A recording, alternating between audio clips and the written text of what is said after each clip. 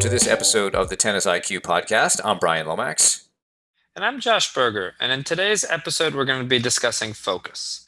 The way that we can start to break down this topic is to think of it both in terms of a shorter term perspective as well as a longer term perspective.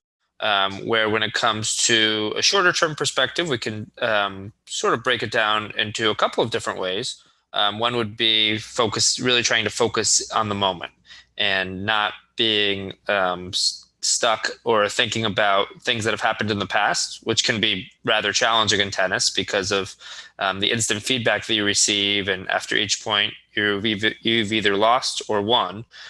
So being able to reset and continue getting back to the present moment, and also not thinking about the future while you're at it. And what if I win this match? What if I get broken in this game? Getting into those what if scenarios, thinking about the future, but constantly trying to come back to that present moment. So we'll definitely dive into that. And also that focus on the controllables.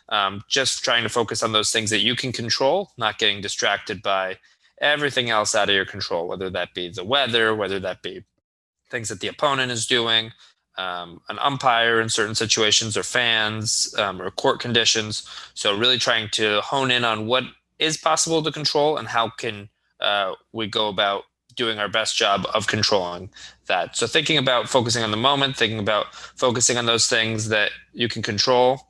Some are more of a shorter term focus in terms of playing in a match or competing, but also thinking a little bit more about longer term focus and really trying to focus on that process and not get derailed from that improvement process by the ups and downs of tennis, right? Of winning matches or losing matches or injuries, but really trying to focus on that long-term development process. So Brian, where do you, when you think about this topic, where do you generally begin? I think recognizing how important focus is to performance, it's in some ways it's almost everything, right? So if we conceptualize this as full focus, and we also have to recognize that we are, as human beings, our ability to fully focus on those things that you mentioned, being in the present or the now, focusing on the controllables, which is a lot about, me or you, what you do, what I do. That's hard to do. So, if we were to look at somebody's focus ability, there's probably some small percentage, and for others it may be more than a small percentage, that's going to things that are out of our control or in the past or in the future. So almost think of it as like a pie chart. And you have basically just two categories in this pie chart: focusing on things that I can control and focusing on things that I cannot control. And depending on who you are, you may have, the size of those pieces of the pie may be different. I've gotten answers from anywhere from 10% of the things I focus on are out of my control to 50%. And so part of, I think, the journey of a tennis player is to try to get better at focusing on the things that we can control, right? Present moment and us, right? What we do. But go into it realizing that that's what it is. I don't think anybody really gets to 100%. Maybe they do for moments, but that's obviously what we're striving to do. And our ability to focus is not infinite either. It needs breaks. That's why we're fortunate, I think, in tennis, Josh, that we actually have a point where we play and then we stop. We play and when we stop. It's very difficult to have full focus for, say, an hour and a half or 2 hours. So the structure of the sport is if used correctly, and we have a good episode on how to play one point at a time. If used correctly, you don't your focus ability won't get sort of exhausted over the course of a match. You'll be able to focus for just short periods of time. There's a college football coach at Penn State named James Franklin. He has a something that he tells his team that he just wants them to focus for 6 seconds at a time. Give him full focus for 6 seconds at a time. And that's something we can all do. You could do that in a tennis match. Maybe it's 10 seconds. Maybe it's fewer than 10 seconds. But it's a nice little time frame that you can bring full focus and then rest. recover from that and then go on. So I think full focus is a really important part of this. Now, what's some of the things that, we've been using the word inevitability a lot recently, right? You inevitably will get distracted. The sport does that to you. Maybe the environment does that to you. You might be comparing yourself to somebody else. You might be worried about who's watching. You might be worried about the wind. Something may happen. You miss an easy shot. Opponent makes a difficult call. And how do we deal with that, right? So the late sports psychologist Terry Orlick talked about this skill as being the most important skill at the elite level, and he called it distraction control. The ability to know that you have been distracted and get back to full focus on what you need to do. And what he noted was that elite athletes do this better. They're faster at going from maybe a distracted mind to a focused mind. And so that's something for, we can start to go through this a little bit more in terms of how one does that. But I think, when you ask me, how do we conceptualize this? I'm thinking about the ability to fully focus on what you're doing, knowing that it's hard to get there 100% of the time, but then also having some techniques or strategies to control distractions as much as you can. Absolutely, and I'm happy you brought up the inevitability piece, and that is definitely something we've talked about because I think it's important for athletes to understand that that there are going to be those ups and downs. There are going to be those moments where you get distracted. So the key is not just to avoid distractions, but thinking about what is your response going to be when it does happen, because it may happen more or less to you as an athlete, but it will happen. And the key is, okay, when it does happen, let's get back to that equilibrium, or let's get back to where we want to be in terms of coming back to that present moment. When it's sometimes talking about mindfulness, and that goes a lot with thinking about that present moment. That whole process of mindfulness and meditation, in a certain way, is coming back to that moment where, okay, I'm thinking about the thinking about the future. What if this happens? What am I going to do if fill in the blank? Or why did I do blank? And a lot of ruminating on things from the past or the future. And as soon as you're aware of that, as soon as you're aware that that's where your thoughts are, coming back to that present moment and being present, maybe you're focusing on the breath or focusing on your thoughts or physical sensations. And then all of a sudden you notice, okay, I'm lost in thought again in thinking about the past or the future.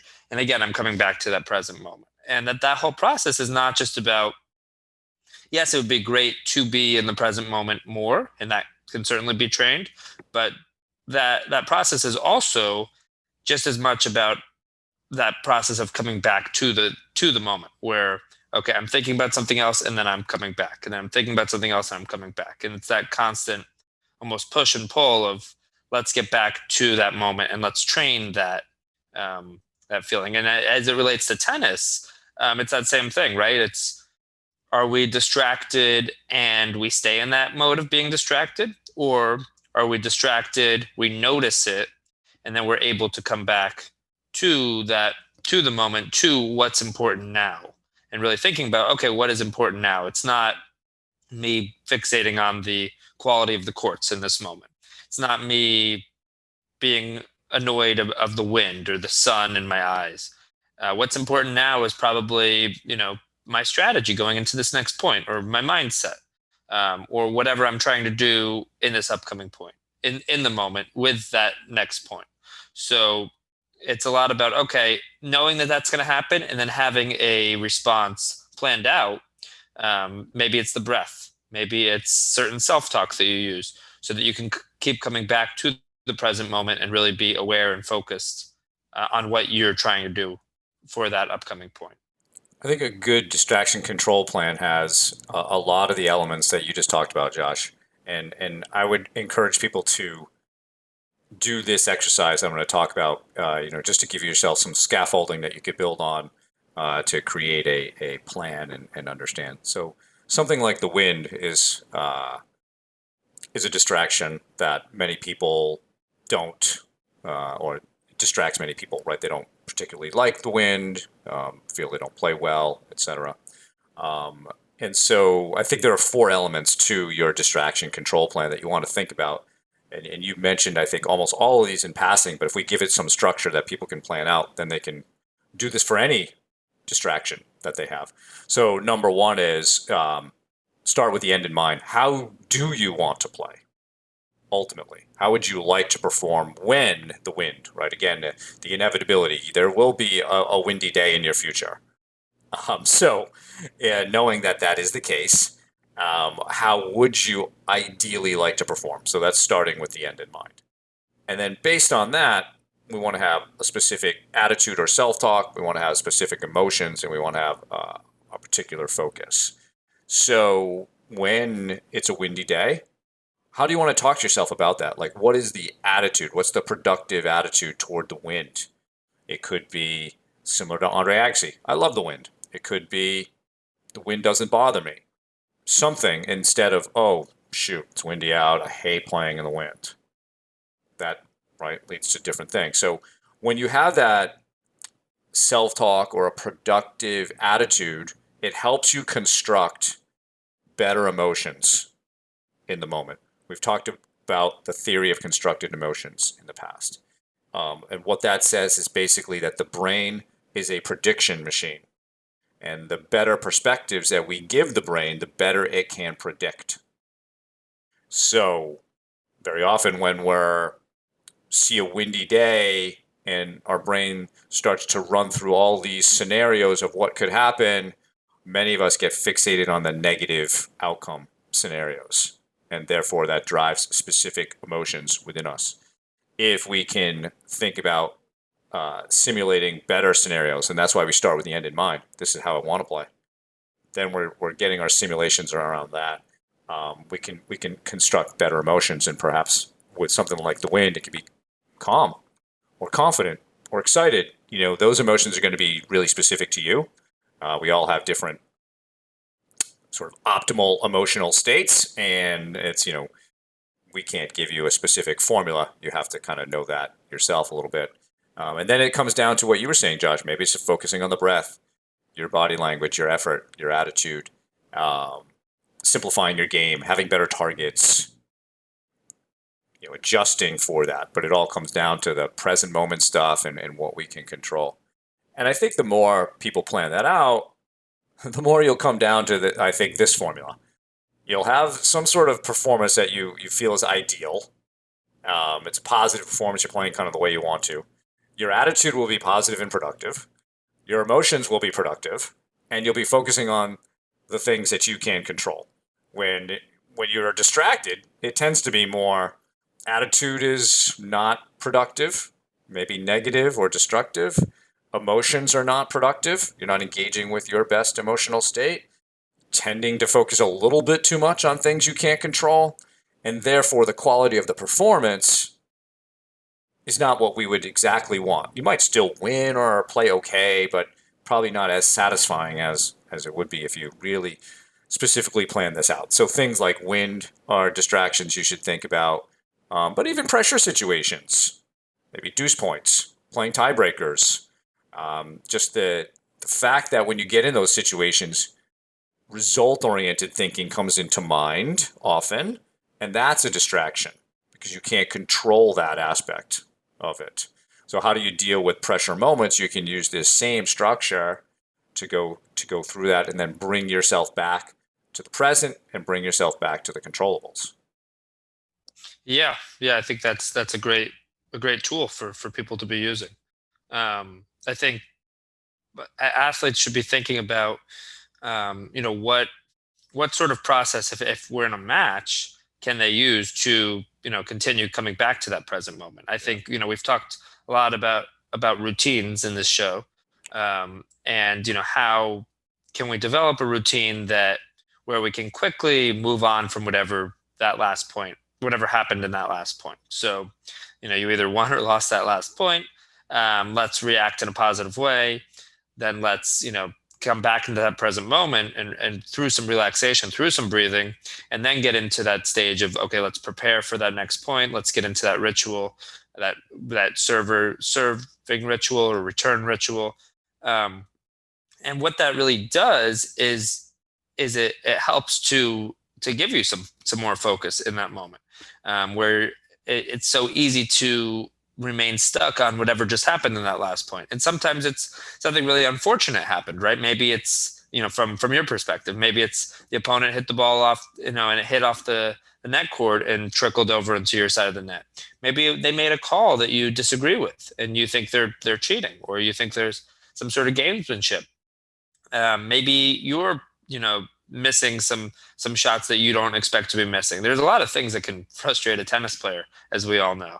But the key is through using a routine, um, by resetting in between each point, you can best give yourself the best possible chance to own the moment and to have more focus in the moment on what you can do for that upcoming point rather than being stuck in whatever's happened in the past, which is where, unfortunately, a lot of people stay. A lot of people stay stuck on there for rather than just thinking about that point happened and being able to reset, you're thinking about it games later. Yeah. And I think when we're thinking that way, Josh, we tend to be more emotional, right? Absolutely. We're bringing more emotions into it. And I know that I think people can get conflicting advice about emotions between points.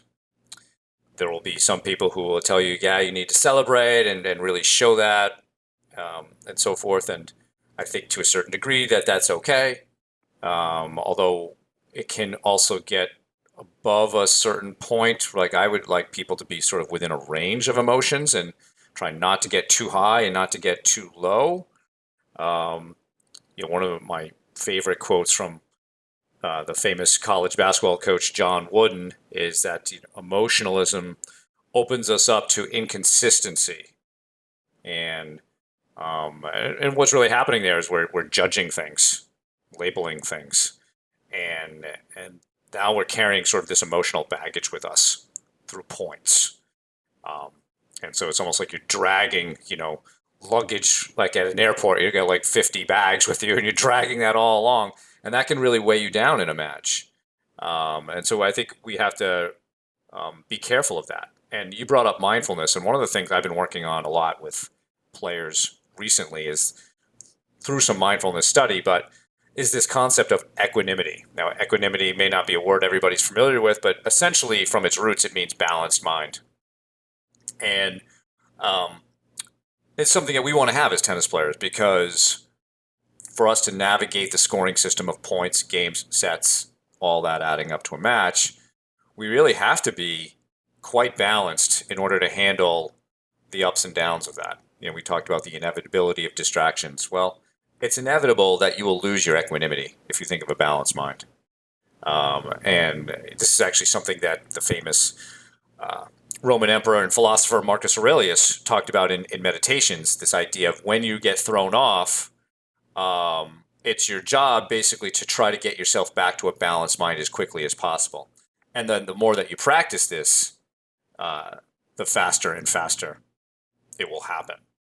Um, and so the unbalanced mind does tend to be more emotional. And so even practicing, yes, mindfulness, but look into a topic like equanimity and the idea of having that balanced mind, having that even keeled perspective to everything that happens to you. Can you let some things roll off more easily, perhaps, than you have in the past, knowing that um, whatever that thing is just a distraction from you reaching your ultimate objective of winning the match. And I think that's one way to continue your equanimity is really having a vision of what you're trying to achieve or a vision of who you're trying to be out there.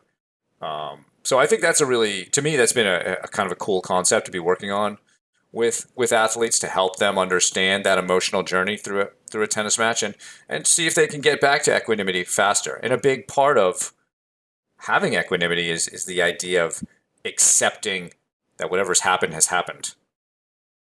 And the more that you can accept that, the more you can move on into the present moment and again back to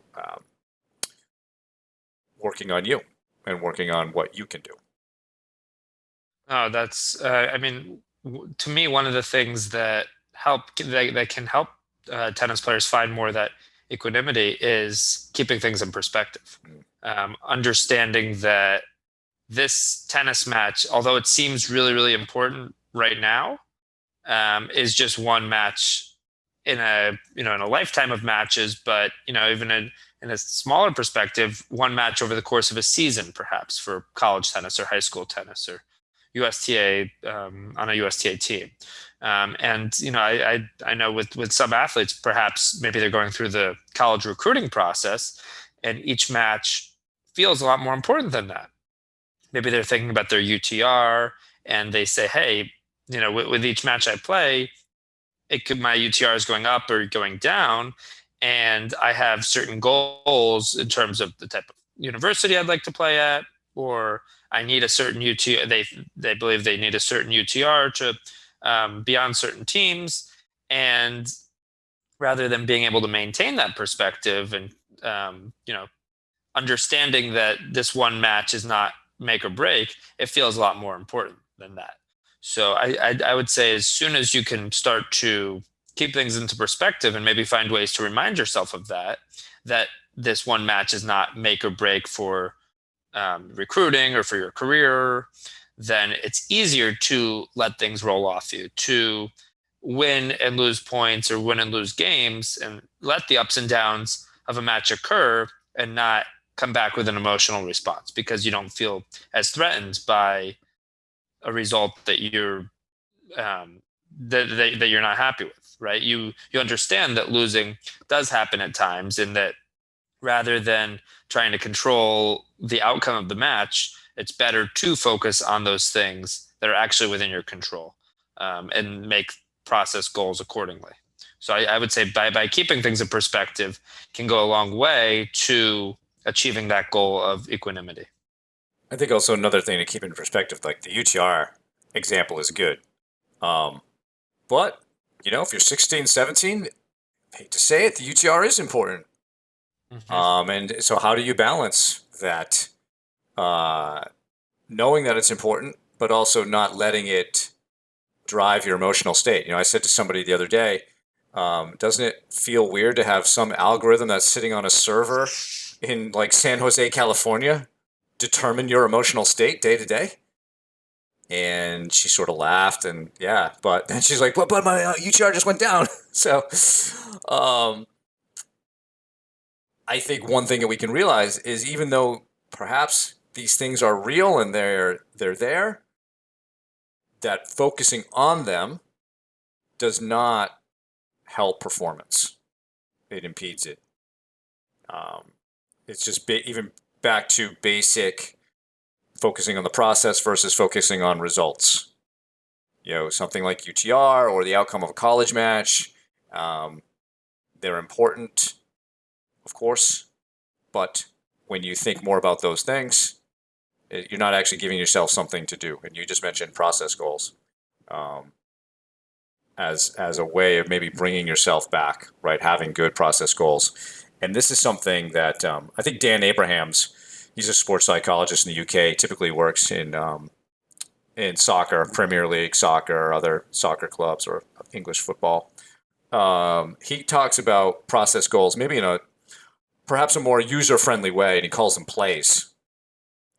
And the idea is that you write up these 3 plays for yourself, and you're trying to execute these 3 plays all the time. And they can be as simple as having great body language and great effort on the court. That might be one of your plays. Another play might be to use your heavy topspin forehand to continually drive the opponent back. Right, that could be more of a tactical play that you use. Um, Another one you could use is breathe and believe. That's a very USTA player development approach to what you're doing between points. And so, the more specific that your plays are, the better. And then what you're trying to do here to help with all of this, to stay with a balanced mind, is continually just focus and talk to yourself about your three plays. That's the most important thing. And hopefully these three plays that you've designed are crafted in such a way that they help you to bring out good performance. And so it really should be about you, as based on your style, based on what works for you, based on emotions that work for you. So some people might want to have high intensity, high energy. Others might want to be calm in certain moments, right? So think about that. Maybe instead of thinking of them as process goals, think of that these are your three plays. These are the plays that you're going to use to be as focused and as successful as possible on a given day. Yeah, I think that's great. And I think what's important is coming up with that and then finding ways to remind yourself of those plays. Yeah. Maybe it's a note card that you keep in your tennis bag, which is something we've discussed in the past. Maybe it's even something that you write on your shoe, or have a little sticker on your racket, some sort of way to remind yourself. So in the heat of the moment, when there's you're feeling more pressure, then you can think back to those plays and think back to those things that you really want to focus on. So coming up with reminder systems for yourself can go a long way to ensuring that you are able to think back to those things you really want to focus on when your heart is beating a little faster, and when there's a lot more pressure in that moment. Yeah, because you have to be your own coach. This is if we were in another sport, perhaps somebody could be the human reminder for us, right? One thing to consider when designing these plays, and this is another dimension of focus we have not talked about, but there's internal focus and external focus. So internal focus, especially for a tennis player, might be thinking about specific technique mechanics. What's the backswing like? What's my footwork like, etc. External focus could be on targets. Might be, where am I trying to hit the ball over the net? Where am I trying to get the ball to land? Or it might be even watching the ball. That's an external focus, right? So it's external to you. When you're designing your three plays, you want to try to not focus on technique. That will typically lead to overthinking of what you're doing. And a lot of these things that you're doing on the court, we want you to do them in an automatic fashion.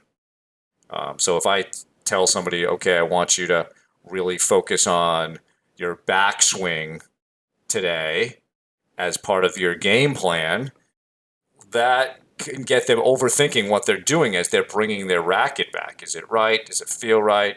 And then that starts to break down the fluidity and the smoothness of the stroke. But if I say, okay, I really want you to focus on the spin of the ball, or I want you to focus on the target over the net, then that's external to them. How they do that, they will know how to do that. They'll let their automatic sort of skill development or just the automatic skills take over, and then make that happen as a goal. So I just want to make sure that we're not really focused on technique when we're designing those three plays. We want to have the focus to be more external. Now, that could change, of course, when let's say in practice, we may not call them plays. In practice, let's go back to our normal terminology of process goals. Certainly a process goal in practice could be technical, especially as you're maybe in a training phase where you're working on the technique of a particular shot, and you need to be thinking about that and learning it and overlearning it to a point where it will be automatic at some point. So I'm not sure what you think of that, Josh, in terms of like the internal and external dimensions of focus. Yeah, I think you brought up a good point in saying that when you come up with those plays, they shouldn't be based on technique, because that can actually that can impact the fluidity of your shot, of your motion with a forehand, with a backhand, whatever it may be. And in my experience, it could also cause somebody to second guess themselves.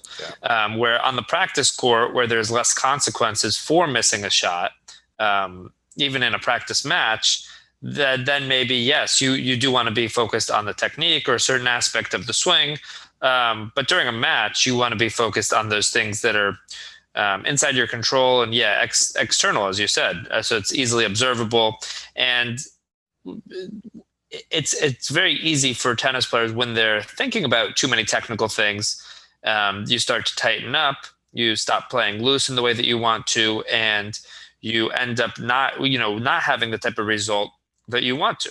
Because I mean, when you're able to play loose and achieve that sort of fluidity that you're talking about, Brian, that's when you're ultimately going to be playing your best. And if it's time to hit a forehand and you're thinking about your footwork and you're thinking about getting the racket back and you're thinking about that point of contact and that follow through and all these details, all these technical details, it can become a paralysis by analysis type of situation where it's actually very tough to execute the shot in the way that you want to, and you're going to be tightened up and you're going to be likely holding your breath or gripping the racket too tight.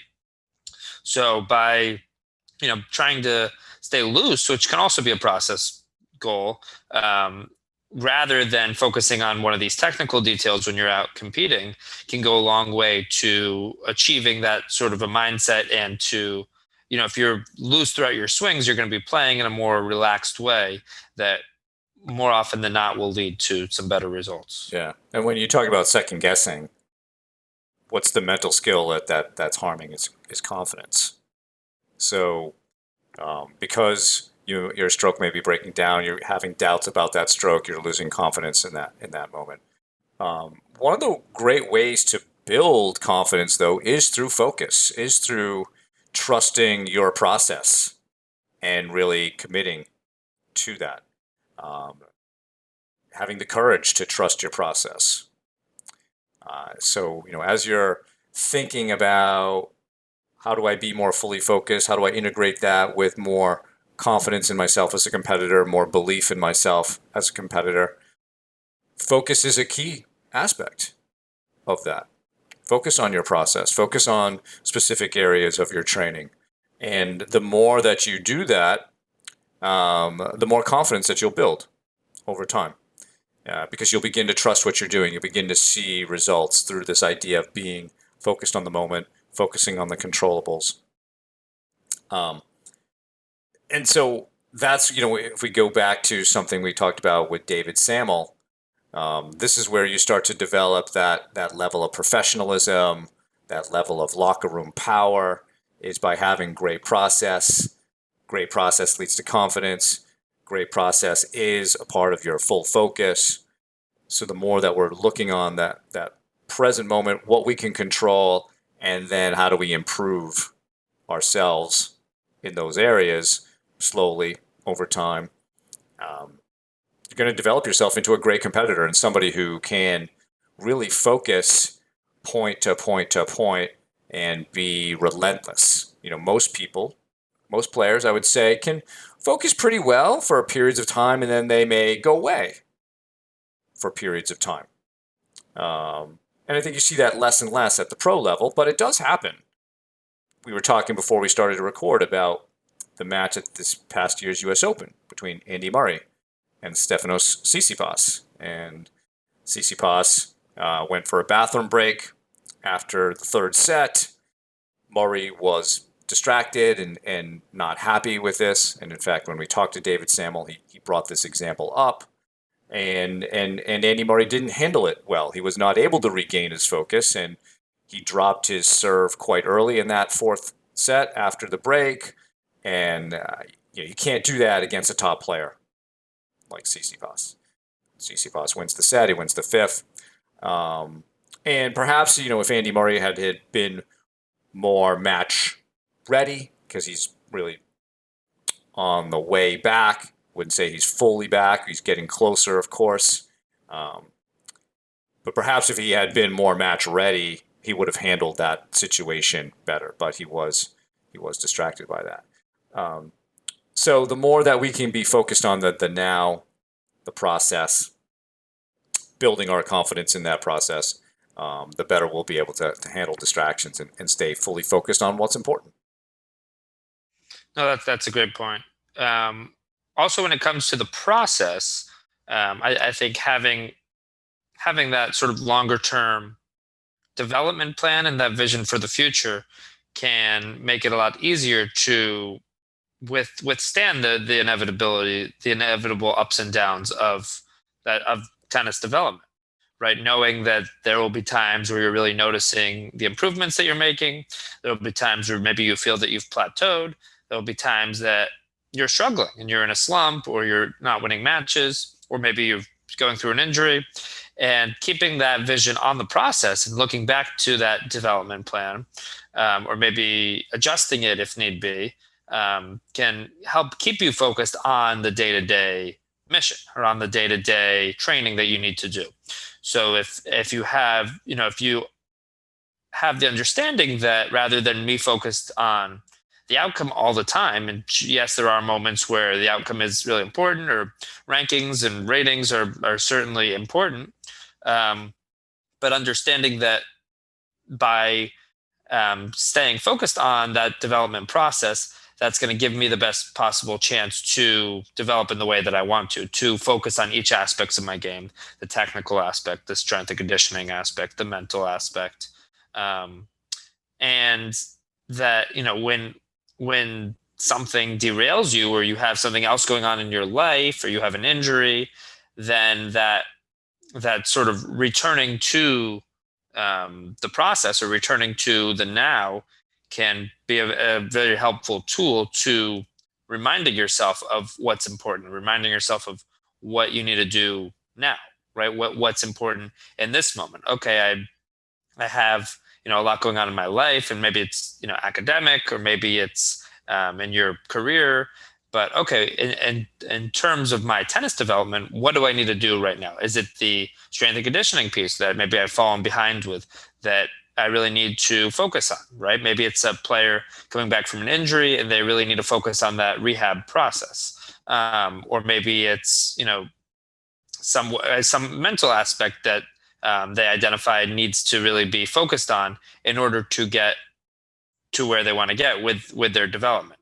So by keeping that long-term perspective and coming back to that process when you play a bad match, and lose, and maybe a match that you weren't expecting to lose, or somebody with a lower rating, let's get back to that process and that longer term vision for where we want to be, so that one match doesn't derail us in terms of where we're ultimately heading. When you were talking about that topic there, Josh, um, it reminded me of the Eric Budarak TEDx talk, um, where it's about having one great day and then having a streak of great days, but you still have this vision of what you would like to achieve to a certain extent. I think his talk was more about just simply focus on having a great day. But even to do that, I think you do have to have some concept of where you'd like to go, who you'd like to be. Um, because you could set, if you're only focused on one day at a time with no vision at all, yeah, I mean, you could set completely irrelevant goals for the day, possibly, or inconsistent goals from day to day, and you might be jumping all over the place. So I do think you have to have some sort of vision of who you want to be as a player, and then the goal is to simplify it down into just simply having a great day. And I think simplification, or simplifying, is a key philosophy here. Even for the three plays we just talked about, they should be simple things. They shouldn't be complex things that we do. So the simpler that you can keep your approach to what you're focusing on, the easier it will be to control. And then the more likely that you'll perform well. If you can keep your process goals in practice relatively simple so that you understand exactly what you're trying to do, that will be much better in the long term. So I would say keep simplify in mind as you go through the process, and understand what's involved in the process and focusing on that. But especially for your three plays that you want to incorporate into a match, make those nice and simple. They can just be about breathing and body language, or attitude and effort, or a particular weapon that you have that you can use to start to make your opponent psychologically uncomfortable. Um, Keep it nice and simple, and I think you'll find that it will help keep out some of the distracting thoughts about whatever else is going on. I know that when I think about one of my best matches ever, I stuck to my game plan, which was really simple, which was attacking this guy's backhand the entire time. Nothing distracted me from it. I'm not sure how I actually did it, but it worked so well. Regardless of what the score was, I stuck to it. And it was a very simple strategy, but it really worked.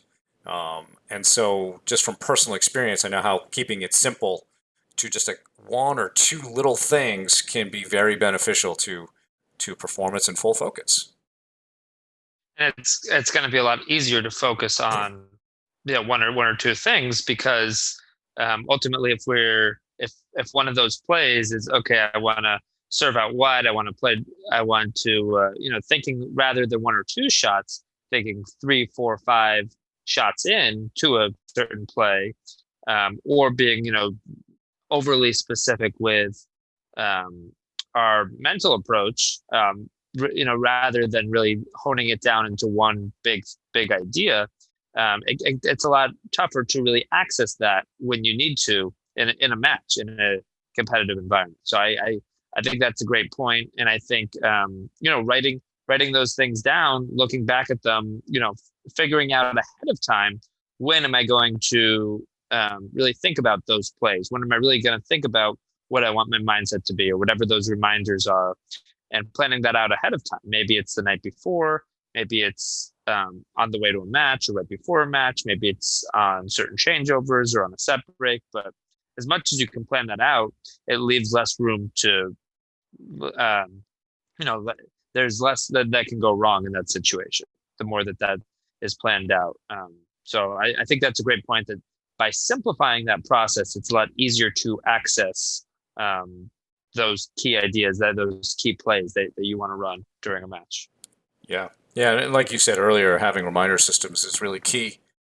Tape on the racket, index cards, whatever that is, so that you are constantly feeding your mind these simple ideas that you want to continue to focus on, because it can be very easy to get distracted. So, Josh, as we start to wrap up this topic of focus, full focus, any last thoughts for the listeners? I think it's helpful to think back to maybe two moments. One a situation where you really felt focused, you really felt in control of the moment. Maybe it was sort of a flow state situation where you felt very locked in to that particular moment, very you probably correlated to you playing well. And then another situation where you didn't, and you felt distracted. You look back at that match, you think, okay, I wasn't really able to reset, or I was stuck on something that happened earlier in the match, or thinking about what might happen. And really think about those two matches, those two situations that you've had, and try to identify, okay, what did I do differently here? What worked or what didn't work as well? And then what led to those results? And I think starting at that point, it's easier to identify some of these things that we're talking about, that focusing on the moment and focusing on what can actually be controlled and focusing on the process more long term, are what ultimately are going to lead to the best possible results. And again, there's no guaranteeing victory ever in this sport or in life in general, but gives you the best possible chance to perform at a high level, to perform at your highest level. It's a great idea. Compare and contrast your best performance and maybe not such a good performance, and really focus in on the dimension of focus and what was the difference between those two. That probably provide a lot of good information. So I think that's a great suggestion for people. It's quite easy for everybody to do, right? So, Josh, great discussion. Thanks for going through that with us on focus. So, thank you all for listening. For more on today's episode, please check out the show notes. If you have any feedback or questions for me and Josh, please email us at tennisiqpodcast@gmail.com. You can also use the Twitter hashtag tennisiq. Additionally, please subscribe to the show on your podcast platform of choice, including YouTube, so you can be notified of new episodes. And also, please check out our Instagram page. Thanks again, and we'll talk to you soon in our next episode.